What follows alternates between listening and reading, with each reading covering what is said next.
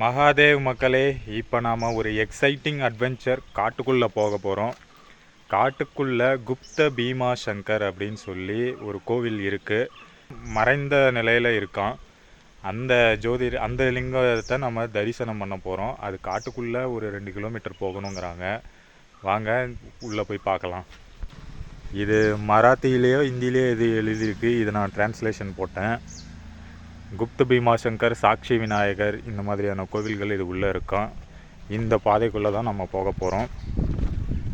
போகலாம் வாங்க. அங்கங்கே துணி கட்டியிருக்காங்க அடையாளத்துக்கு, வழி மாறாமல் போகிறதுக்கு. அப்பா எங்க ரொம்ப நல்ல அனுபவமாக இருக்குது. காலை நேரம், சூரிய வெளிச்சமும் இருக்குது. அதே போல் நேற்று முழுக்க மழை பெஞ்சு அப்படியே அந்த லைட்டாக ஈரமும் குளுமையும் அதிகமாக இருக்குது. அப்படியே கண்ணுக்கு பச்சை பசேல்னு தெரியுதுங்க. என்னது இது? 2 ஓடை வருது. 2 ஓடை ஒரே இடத்துல சங்கமிச்சு கீழே அங்கே போகுது. இங்கே நல்லா தாங்க வழி போட்டு வச்சுருக்காங்க, ஒன்றும் பிரச்சனை இல்லை. வழி இருக்கா, ஆனால் இது எவ்வளோ தூரம் போட்டிருக்காங்கங்கிறது தெரியல. முதல் முறையாக நாம் இந்த இடத்துக்குள்ளே போய்கிட்டு இருக்கோம். சரி போய் பார்ப்போம். அங்கங்கே பாருங்கள், மரங்கள்லாம் விழுந்துருக்கு இடையில. இதெல்லாம் எப்போ விழுந்ததுன்னு தெரியல. நல்ல மழை காலத்தில் விழுந்திருக்கும். தாண்டி போவோம் வாங்க. இன்னும் காட்டுக்குள்ளே இன்னும் போக போக அப்படியே காடே அமைதியாக இருக்குது. பரவாயில்ல.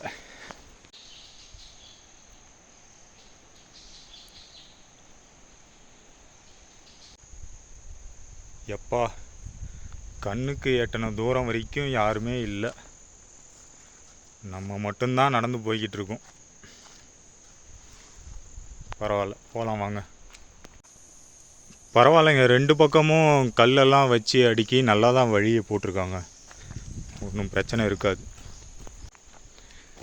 இவ்வளவு தூரம் அகலமாக வந்த பாதை இதோட முடிவடையுது. இதுக்கப்புறம் குறுகலாக இருக்குது. இங்கே இருந்து தான் கொஞ்சம் ஜாக்கிரதையாக இருக்கணும்னு நினைக்கிறேன். காரணம் என்னென்னா, இந்த ஒத்தையடி பாதை மாதிரி இருந்தாலே வழி மாறி போகிறதுக்கு வாய்ப்புகள் அதிகம். இங்கே இவ்வளோ தூரம் எல்லாம் துணி கட்டியிருந்தாங்க, இங்கே துணியும் காணும். இல்லை ஒரு வேளை ஆல்ரெடி நான் வேறு பாதை மாறி வந்துட்டேன்னா? இல்லையே, நேராக தான் வந்திருக்கேன். ஹலோ, துணி கட்டியிருக்காங்க தெரியுது. சரி, அப்போ இதுதான், போகலாம். இந்த தன்னந்தனி காட்டுக்குள்ளே நான் மட்டும் சிவபுராணத்தை பாடிக்கிட்டே வர்றேன், அப்பனை தேடி. இது வரைக்கும் எனக்கு டவர் வந்துச்சுங்க. டவரில் இருக்கிற கரண்ட் லொக்கேஷனை அப்டேட் பண்ணி வச்சுருந்தேன். இதுக்கு மேலே டவரும் வரல, சிக்னல் கிடையாது. சரி போகலாம் வாங்க.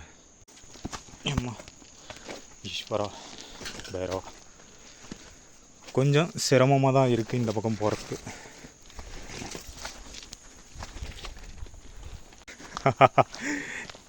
வந்தாச்சு வெளியில், காட்டுக்கு வெளியில் வந்துட்டேன். இங்கே ஒரு பெரிய திறந்த வெளி இருக்குது. வா அடேங்கப்பா, உங்களுக்கு காட்டுறேன் பாருங்கள் இந்த காட்சியை. அப்பா என்ன மாதிரி இருக்குது பாருங்க இடம். அடடே சே, மலை காடுகள். காட்டுக்கு நடுவில் இவ்வளோ பெரிய ஓப்பன் ஸ்பேஸ். இங்கே ஒரு சின்ன நதி, ஒரு சின்ன ஓடை மாதிரி இருக்குது, வாய்க்கால் ஓடுது. தண்ணி அவ்வளோ பளிச்சுன்னு இருக்குங்க. ஐயோ, எனக்கு ரொம்ப ஆனந்தமாக இருக்குது, ஹாப்பியாக இருக்குது. எம்மாடியோ, இங்கே பாருங்க. கூடாரத்தை போடு, கொஞ்ச நேரம் ஓய்வு எடுத்துகிட்டு போகணும்.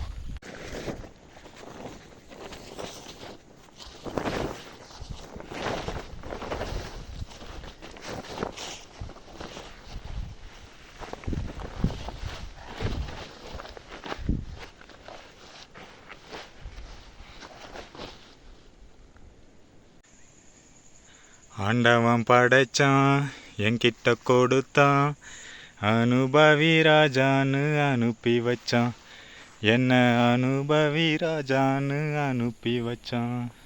சரி, இதை தாண்டி இன்னும் போகணும் குப்த பீமாசங்கர் கோவிலுக்கு. போகலாம் வாங்க.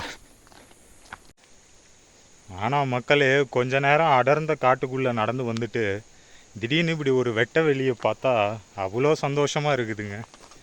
ரொம்ப உற்சாகமாயிட்டேன் நான். அச்சோ, இது என்ன மேயுது? காட்டெருமையா? இல்லை, மாடுகள் தான். பசு மாடெல்லாம் இருக்குது. ஹாய். ஆனால் 2 கிலோமீட்டர் தூரம் உள்ளே வந்திருப்பேன். இவ்வளோ தூரம் வந்தேன், யாருமே இல்லை. 1 மணி தான் நடமாட்டமும் இல்லை. மணி இப்போது 10 மணி. பார்ப்போம், இதுக்கு மேலே யாராவது வராங்களா, இல்லை ஏற்கனவே யாராவது அங்கே இருக்காங்களான்னு பார்க்கலாம். மலை மேலே பாருங்கள், அருவி மாதிரி மேலே ஊற்று பொங்கி கீழே வருது. இந்த இடம் தண்ணி பாருங்கள் எப்படி இருக்குன்ட்டு. பா, ரொம்ப அழகாக இருக்குங்க இந்த தண்ணி. இங்கே கூட குளிக்கலாம். வேணாம், நம்ம அந்த கோயில்கிட்ட போய் குளிப்போம். இன்னும் எவ்வளோ தூரம் போகணும்னு தெரியலையே. நல்லா இருக்குங்க இந்த இயற்கை அழகு. பெரிய ஓடையாக ஃபார்ம் ஆயிடுச்சுங்க. சின்ன சின்ன இதெல்லாம் அங்கே ஒரு இடத்துல சேர்ந்து.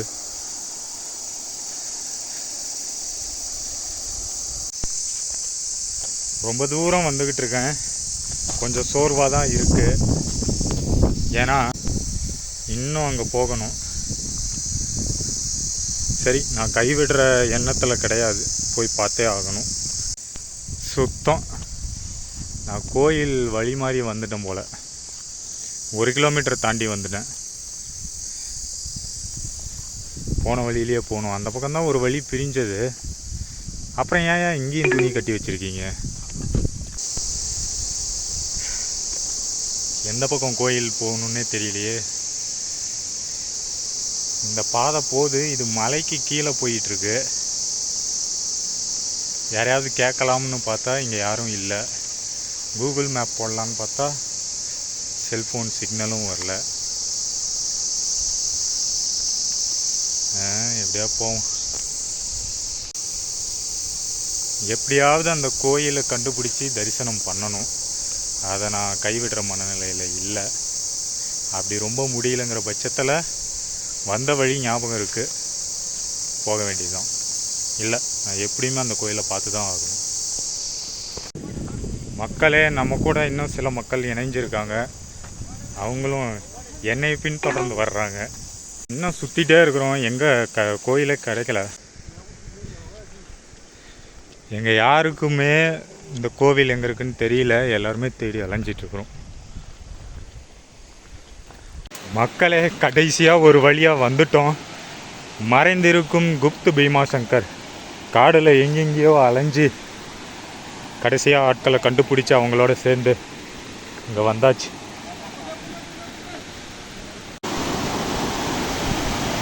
பீம நதியினுடைய நீர்வீழ்ச்சி இதுதான்.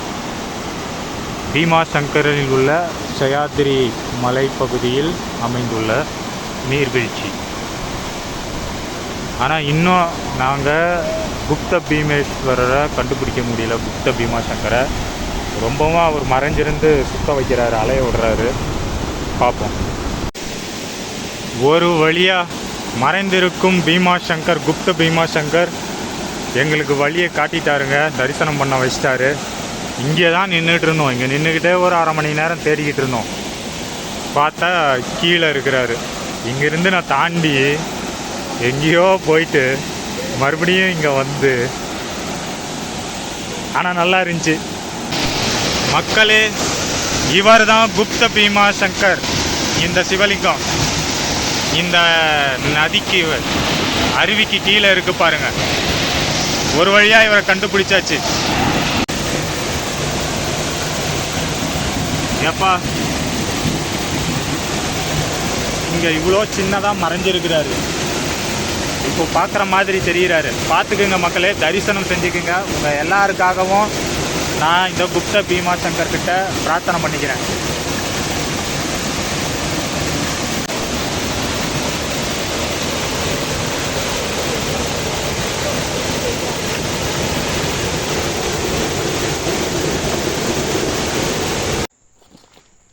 சரி மக்களே, காட்டுக்குள்ள ஒரு சாகசமான பக்தி யாத்திரை இதோட நிறைவுக்கு வருது.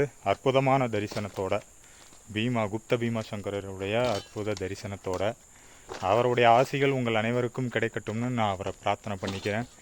இதோட இந்த காணொளி நிறைவடைகிறது. மீண்டும் அடுத்த காணொளியில் நாம் சந்திப்போம். ஹரஹர் மகாதேவ். தென்னாடுடைய சிவனே போற்றி, என் நாட்டவர்க்கும் இறைவா போற்றி போற்றி. நன்றி, வணக்கம்.